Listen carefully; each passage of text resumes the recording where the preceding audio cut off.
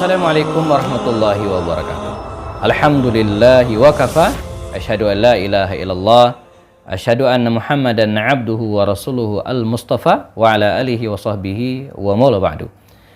Para pemirsa dimanapun berada, kita masih di kajian Sirat Nabawiyah dalam serial membahas tentang Perang Ahzab. Ya, pada sesi sebelumnya kita sudah bahas bagaimana baginda Rasul dan kaum muslimin dikepung oleh pasukan Ahzab, dan Khalid bin Walid serta pasukan Ahzab sudah berhasil menemukan cara untuk masuk ke Madinah Al-Munawwarah dan menyerang kaum muslimin. Lewat mana? Lewat pintu benteng Bani Quraiza yang mengkhianati kaum muslimin. Nah, jadi kondisi semakin mencekam, ya, dan disinilah kita melihat bagaimana menggabungkan antara ikhtiar kita sebagai manusia, ya, ikhtiar kita sebagai manusia dengan, ya, bantuan Allah Subhanahu wa taala. Nah, jadi kaidahnya adalah dalam hidup ini kita wajib ikhtiar, berusaha maksimal. Tapi ingat, ya, semuanya ditentukan oleh Allah Subhanahu wa taala. Dan kalau kita belajar sejarah, maka kita akan menemukan bahwa runtuhnya kekuasaan-kekuasaan besar, ya, itu sebenarnya kalau kita merujuk ke sejarah sederhana. Artinya apa? Jangan kira, ya, mereka yang punya kekuasaan yang besar lalu kemudian sulit dikalahkan. Enggak, bagi Allah itu gampang. Misalnya kita rujuk sebentar bagaimana Allah Subhanahu wa taala menaklukkan Namrud. Namrud itu kan dikisahkan penguasa yang luar biasa, ya. Sampai dia pernah mengatakan, ana uhyi wa umit, ya, saya ini bisa menghidupkan dan mematikan orang, katanya. Dia pernah ingin membakar Ibrahim dan akhirnya gagal, ya, kekuasaan Allah. Nah, lalu bagaimana cara Allah menghancurkannya? Sederhana.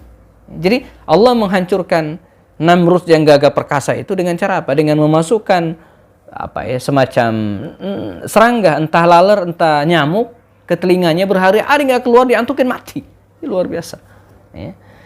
Firaun yang gagah perkasa itu, Firaun, siapa yang nggak kenal dengan Firaun yang mengaku diri Tuhan? Ana rabbukumul a'la. Saya Tuhan kalian yang paling tinggi, katanya. Dia ngaku Tuhan, tapi bagaimana akhir hayatnya? Dia tenggelam, jemaah. Jadi bukan dihancurkan oleh tentara yang besar, enggak, ya.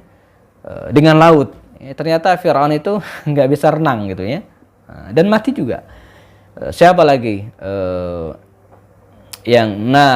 Raja Jalut, ya, di masa Nabi Daud alaihissalam, nyaris tidak ada yang berani melawannya, ya. Perkasa luar biasa, tapi kita tahu akhir hayatnya dia hanya dibunuh oleh seorang anak kecil yang bahkan awalnya dia tidak boleh ikut perang, yaitu Daud alaihissalam.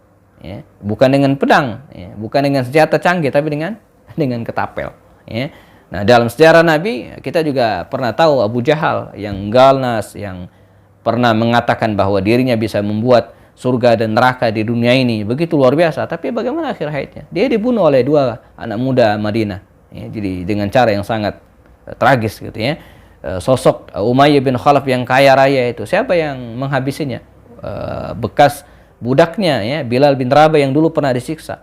Lalu kemudian siapa lagi? Abu Lahab yang pernah mengatakan bahwa kalau Tuhan itu mengutus Nabi, bukan Muhammad yang diutus tapi saya. Tapi bagaimana akhir hayatnya? Dia berantem dengan istrinya, ya, kepalanya kena palang pintu, ya, lari ke pintu, kemudian pecah, bernanah, ya, lalu kemudian membengkak, dan kemudian dia meninggal dalam peristiwa tersebut. Nah, jadi lalu bagaimana dengan 10.000 tentara Ahzab ini? Allah untuk membantu kaum muslimin, ya, bukan dengan mengirimkan tentara besar, bukan, tapi dengan satu orang, one person, dengan rajulun wahid, satu orang saja. Jadi untuk menghancurkan pasukan Ahzab yang 10.000 tentara itu, jemaah, Allah cuma mengirimkan rajulun wahid, seorang laki-laki saja. Siapakah dia? Nu'aim bin Mas'ud al-Ghatafani, ya. Seorang laki-laki bernama Nu'aim bin Mas'ud dari kabilah Ghatafan. Kabilah Ghatafan ini adalah sebuah kabilah yang berkoalisi dengan pasukan Ahzab pada saat itu. Ya. Dia datang menghadap baginda Rasulullah SAW dan Ketika bertemu beliau, dia segera mengatakan, ya Rasulullah, ya, ana Nu'aim, saya Nu'aim, minal Ghatafan, dari kabilah Ghatafan. Ya, dari kabilah Ghatafan.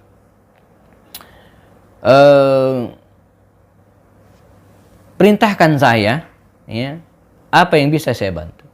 Nah, ini teladan tersendiri bagi para jundiyun, ya, bagi para anggota, bagi masyarakat, personal siapapun, ya, minta kerjaan, bukan minta gaji, minta kerjaan. Jadi kalau kita senang sekali kalau punya teman, ya, punya bawahan yang selalu mengatakan ada yang bisa saya bantu. Nah, kira-kira Nu'aim ini demikian. Dia datang, ya, menghadap Rasul, ya Rasulullah, ayu khidmah, ya, murni, ya, perintahkan saya. Ada yang bisa saya bantu enggak? Maka Nabi segera menceritakan kondisinya. Kata Rasul, kita dikepung sekian ribu orang, begini-begini, musuh di luar sana berkoalisi, lakukan apa yang menurutmu pantas. Karena al-harbu, kata Rasul, khid'ah, perang itu tipu daya. Nah, apa yang dilakukan oleh Nu'aim? Nah, dia melakukan suatu hal yang luar biasa, jemaah, dengan statusnya yang tidak diketahui keislamannya oleh kabilah dan beberapa orang yang lainnya, maka dia segera datang ke Yahudi Bani Quraiza. Kata dia, ya teman-teman, gitu ya, Anda tahu saya dari kabilah Ghatafan, Nu'aim nama saya, ya. Dan kabilah saya, kata dia, berkoalisi dengan pasukan Ahzab dan siap berkoalisi dengan Anda untuk menyerbu Madinah. Tapi saya ingatkan, ya, bahwa ini tidak menguntungkan bagi Anda orang-orang Yahudi Bani Quraiza. Sebab ketika nanti perang berkecamuk dan menang, apa untungnya bagi Anda? Madinah adalah tanah air Anda. Anda selama ini tinggal di Madinah. Nggak ada untungnya. Justru kalau kalah, bahaya. Sebab kalau kalah, orang-orang kafir Quraisy itu bisa pergi meninggalkan Madinah, sementara Anda pasti akan dihukum oleh Muhammad, sebagaimana telah dihukum yang sebelumnya. Yahudi Bani Quraiza ini mikir juga, benar juga kata Nu'aim. Kemudian kata mereka, lalu apa yang saran Anda? Dia sudah menyiapkan saran. Kata dia begini, ya, jangan berikan cek kosong. Artinya Anda bisa jadi berkoalisi dengan kafir Quraisy itu, ya, tapi jangan berikan cek kosong. Apa maksudnya? Harus ada jaminannya. Sehingga ketika mereka menang ataupun kalah nanti, mereka tidak kabur, ya, ada jaminannya. Karena itu Anda minta datang ke ke pasukan Ahzab, pasukan sekutu, ya, minta dari mereka beberapa orang, ya, 10 atau 15 orang ruhunan sebagai jaminan. Tahan mereka. Usai peperangan, baru kemudian dilepaskan. Ya, kalau tidak, maka ini akan jadi jaminan. Nah, ya, ide yang cerdas. Nah, clear. Lalu kemudian Nu'aim bin Mas'ud al-Ghatafani segera mendatangi sekutu Abu Sufyan dan kawan-kawan. Dikatakan bahwa saya Nu'aim minal Ghatafan, dari kabilah Ghatafan yang berkoalisi dengan Anda, dan saya dengar Anda berkoalisi dengan pasukan atau Yahudi Bani Quraiza. Benar, kata Abu Sufyan. Betul. Saya ingatkan, sebenarnya mereka itu pura-pura. Ya, sebenarnya mereka masih setia dengan Muhammad sallallahu alaihi wasallam. Mereka hanya pura-pura berkoalisi dengan Anda. Ya. Buktinya sebentar lagi, kata Nu'aim, mereka akan minta beberapa personal tokoh dari Anda untuk diserahkan kepada Muhammad untuk dipenggal kepalanya. Kalau nggak percaya, tunggu aja. Dan benar, ya, tidak lama kemudian Yahudi Bani Quraiza ini datang menghadap pasukan Ahzab, Abu Sufyan JS, dan persis seperti disampaikan oleh Nu'aim bin Mas'ud al-Ghatafani.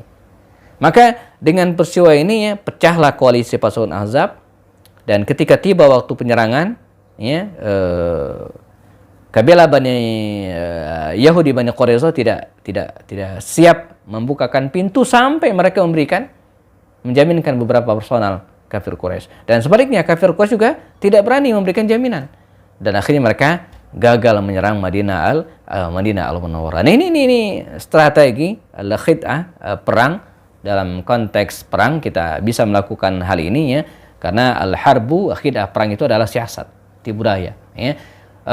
Ini Allah menyelamatkan lewat tangan dan ide pemikiran seorang Nu'aim bin Mas'ud al-Ghatafani, ya, sehingga setelah mereka mengepung selama 25 hari, ya, hampir sebulan namanya, dan tidak ada tanda bahwa mereka bisa masuk ke Madinah al-Munawwarah, akhirnya, ya, pada suatu saat, ya, mereka memutuskan untuk kembali ke Makkah, ya. Nah, dalam kondisi serba tidak jelas seperti ini bagi kaum muslimin, ya, artinya kaum muslimin yang berada di Madinah tidak tahu kondisi musuh di luar. Nah, ini puncak dari perang Khandaq sebenarnya, ya. Nabi harus tahu kondisi mereka. Apakah terus akan mengepung? Artinya mereka harus siap. Apakah mereka akan kabur dan apa yang harus kita lakukan? Untuk itu Nabi perlu intel. Nabi perlu mata-mata yang bisa menyusup dan kemudian masuk ke jantungnya musuh. Siapakah yang dipilih oleh Rasulullah? Dia adalah Hudzaifah ibnul Yaman. Seorang laki-laki yang pernah ditawari oleh Rasul apakah pengen menjadi muhajirin atau ansar. Seorang yang pada perang Uhud kehilangan ayahnya, ya, karena sempat dibunuh oleh kaum muslimin sendiri karena salah bunuh, ya. Seorang yang dikenal dengan sahibus sirri Rasulullah, orang yang sangat luar biasa memegang rahasia Rasulullah. Kata Rasulullah, ya Hudzaifah, Anda berangkat diam-diam, selidiki kondisi mereka. Maka berangkatlah Hudzaifah ibnul Yaman ini masuk ke tengah musuh tanpa diketahui oleh mereka. Saat itu Abu Sufyan sedang bersama dengan tokoh-tokoh Quraisy dan pimpinan mereka untuk menentukan sikap apa yang akan mereka lakukan. Nu'aim masuk. Abu Sufyan akan memberikan pengumuman, kata dia, saya akan memutuskan hal yang sangat penting. Dan pastikan yang ikut dalam pertemuan ini, ya, adalah orang yang Anda kenal. Ya. Maka kenalilah siapa yang berada di kiri kanan Anda. Jadi harus kenal. Nah, disinilah cerdasnya seorang Hudzaifah ibnul Yaman. Dia dengan ceketan, ya, dengan cepat segera bertanya kepada orang yang sebelah kanannya dan bertanya juga ke sebelah kirinya. Jadi dia nggak ditanya. ini teknis supaya bisa menyelusup dan tidak diketahui oleh musuh. Apalagi waktu itu malam harinya tidak begitu kelihatan. Jadi dan kondisi saat itu sangat dekat dengan Abu Sufyan. Bahkan kalau dia pengen dia bisa membunuh Abu Sufyan dengan tombaknya, tapi tidak dilakukan. Nah, ini ketepatan dalam menjalankan misi. Karena misinya adalah untuk mendapatkan informasi, bukan untuk membunuh musuh. Jadi jangan salah menjalankan tugas, ya. Amanah harus dijalankan sesuai dengan perintah. Sebab kalau terbawa emosi dan kemudian membunuh Abu Sufyan atau ngamuk gitu kan, membunuh beberapa orang, wah ini bisa masalah. Maka dia sudah mendapatkan informasi itu, datang ke Rasulullah SAW dan melaporkan peristiwa tersebut. Dan terakhirnya Allah menurunkan tentaranya untuk menghancurkan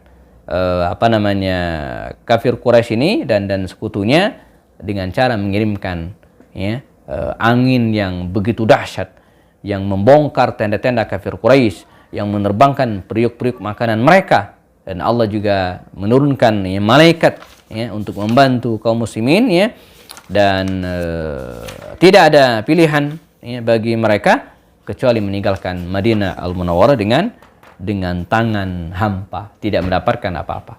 Mereka pulang, ya, dan kaum muslimin keluar sebagai pemenang. Karena itu dalam buku saya judulnya Belajar dari Perang Khandaq, ya, perang ini saya kasih titel, ya, menang dengan bertahan, ya, menang dengan bertahan. Tapi apakah masalah selesai? Tidak. Karena setelah perang Khandaq ini, ya, Nabi tidak diizinkan oleh Allah melalui malaikat, ya, untuk istirahat. Ada beberapa hal yang harus segera dituntas oleh Rasul SAW. Nah, apa saja kita akan bahas pada video berikutnya, insya Allah. Saya Happy Ani Bastoni. Assalamualaikum warahmatullahi wabarakatuh.